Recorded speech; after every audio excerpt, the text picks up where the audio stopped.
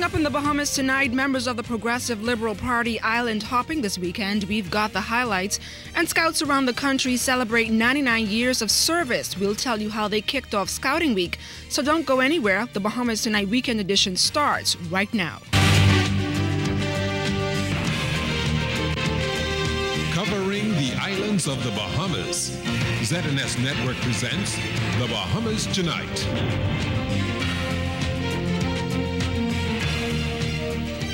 Good evening and welcome to the Bahamas Tonight Weekend Edition. I'm LaDawn Davis. As always, it's great to have you joining us. The people of the St. Anne's constituency heard the message of the Progressive Liberal Party yesterday as the party introduced its candidate, sportsman Greg Burrows. During the constituency headquarters opening, party leader Perry Christie remained focused on crime and the economy while heralding Burrows as an ideal candidate to inspire change. Keishla Adderley tells us more. I will win. St. Anne's will be PLP. Get ready for history. PLP! It's confidence St. Anne's PLP candidate Greg Burrows hopes will translate into victory for the party, which has endorsed him as an international treasure. Burrows, of Freedom Farm baseball fame, hosted a non-conventional daytime constituency headquarters opening at his Step Street headquarters Saturday. When party leader Perry Christie took to the podium, he hit out at Golden Isles MP Charles Maynard, who criticized the PLP's urban renewal program. Declaring that he's not prepared to lose a generation to a culture of crime, Mr. Christie said he'd sooner pay the price for the program than the adverse effects of crime.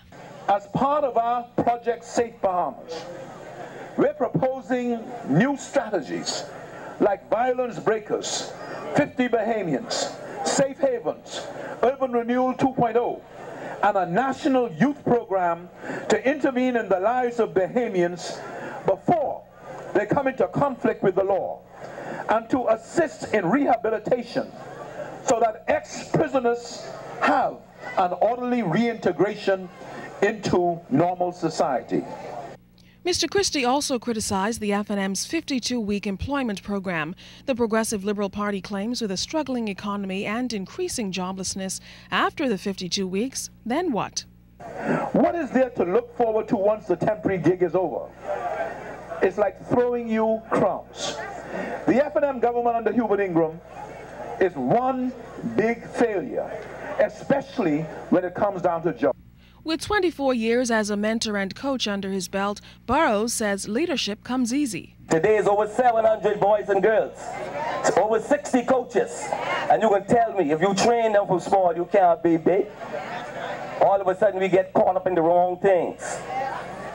I want to tell St. Anne's that just hold on a little longer. Just hold on. I am the person who will fight my own if they're not doing the right thing. Keishla Adderley, ZNS News. From St. Anne's in New Providence, the Progressive Liberal Party traveled to Grand Bahama, where officials held a combined event for the Marcos City and East Grand Bahama constituencies on Kennedy Drive in Freeport. Sabrina Brown tells us more. They have delivered for foreigners, but not for you, Grand Bahama.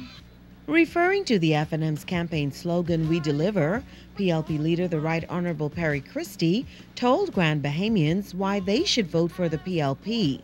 Mr. Christie noted that under his administration between 2002 and 2007, the country experienced economic growth.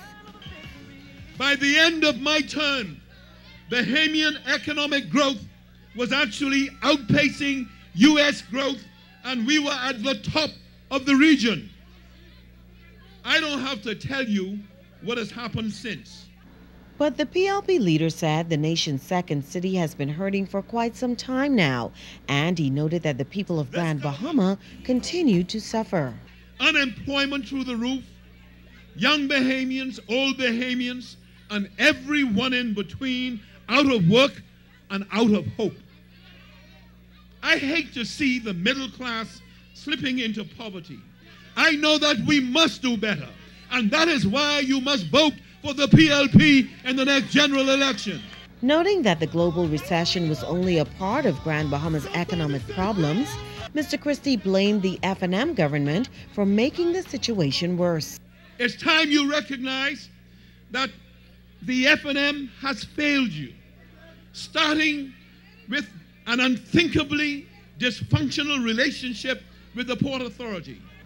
Mr. Christie said Grand Bahama needs change, and he added that a PLP government will devise an economic plan that includes not just Freeport, but the entire island.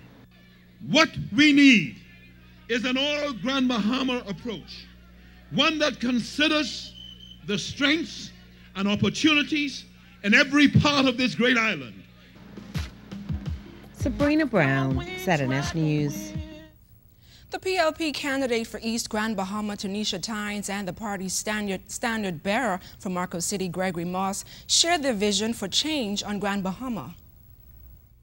We want to help Bahamians acquire the knowledge, the skills, and the tools needed to not only survive, but to thrive.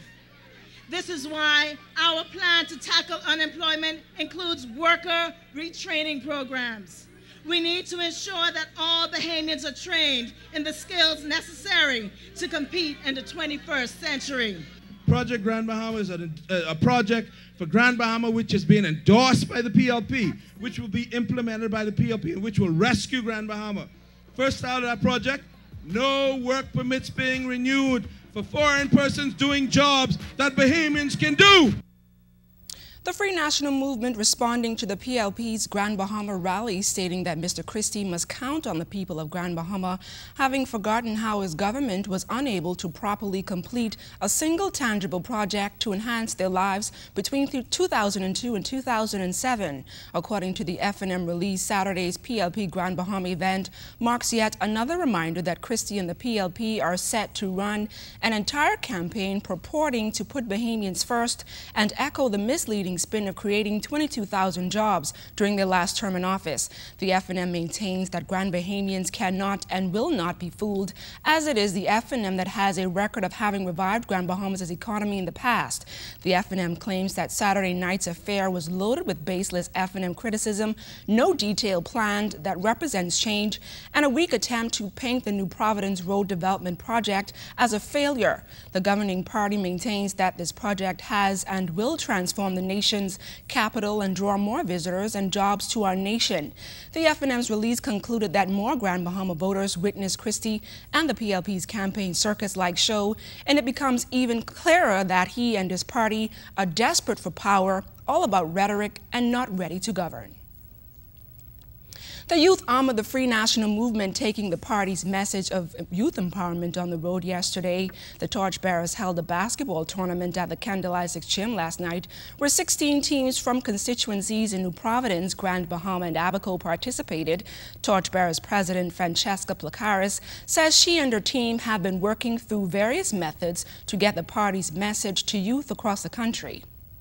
This party is all about the advancement for youth. They gave us the opportunity, and like I said, they listen to us. They hear our voices. Members of the torchbearers also used their Ignite the Torch to talk to young people about the party's focus now and in the future. 25-year-old accountant Deandra Sumner is inspired by the FNM's drive to put women in leadership positions, while 20-year-old teacher Darius Adams and 24-year-old Ava Brown talked about other areas that makes the FNM the choice for young voters.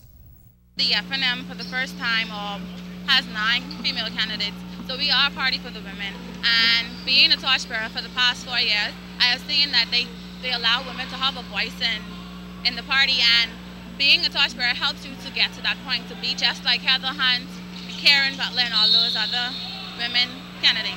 I see our Prime Minister, as you can see in Nassau and the other various islands he's doing, building up the Bahamas, building up the roads, and I can see that he has a plan for our future and a plan for the young people like me. We're for the young people. We held this event today because we love the young people. We want your support. We need you. You are the future. We need you. It's been 99 years of scouting in the Bahamas, and today close to 200 young scouts from across the capital dressed smartly in their uniforms to celebrate the momentous occasion. The scouts and their leaders attended a special worship service at St. Joseph's Catholic Church on Boyd Road, and just minutes before that marched throughout the streets of the capital. With their theme, Building on the Past and Soaring to the Future of Scouting in the Bahamas, Rector of St. Joseph's, Monsignor Alfred Calmer, not only encouraged encouraged the young scouts to use this time to reflect on the principles of the organization, but his own experience as a young scout. This organization is about character building. And I'm happy to say that I was once a part of this organization as a boy. I won't tell you how many years ago. And the formation and education I have received have taught me self-discipline, self-respect, respect for others, to take commitment and responsibility seriously. The moral formation and the character building have all formed an integral part of the organization. With a myriad of social challenges affecting our young people, Monsignor Culmer says organizations like the Scouts play a crucial role in steering young people in a positive direction. As I look at all of you gathered here today, I see a great future. A future full of hope and promise. I am encouraged because our young people need wholesome structures in their lives.